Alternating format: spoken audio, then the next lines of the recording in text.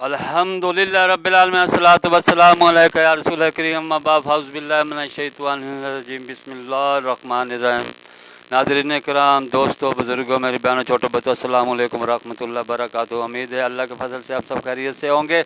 अल्लाह ताला आप सबको शैतान के शर से महफूज रखे और आप हम सब का खात्मा ईमान पर फरमाए। जिस किसी ने हमारे चैनल को सब्सक्राइब नहीं किया वो यूट्यूब पर अकबर भाई VJ9 लिख कर सब्सक्राइब कर लेता है कि आने वाली वीडियो आप तक बर वक्त पहुँचती रहे। आज की वीडियो का उन्वान है जो 60 साल तक पहुँच जाएगा अल्लाह ताला उसका उज़्र कबूल नहीं फरमाएगा।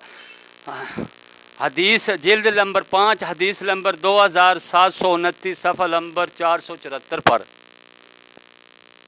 जो 60 साल तक पहुंच जाएगा अल्लाह ताला उसका उज़्र कबूल नहीं फरमाएगा।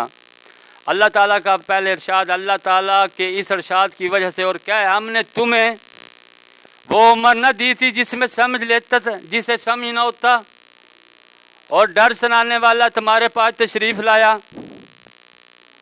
हज़रत अबू हुरैरा रज़ी अल्लाह ताला अन्हु से रवायत है कि नबी सल्लल्लाहु अलैहि वसल्लम ने फरमाया अल्लाह ताला इस शख्स का उज़्र कबूल नहीं फरमाएगा जिसकी मौत को मौखर फरमाया यहाँ तक कि वो 60 साल तक पहुँच गया, 60 साल की उम्र को पहुँच गया।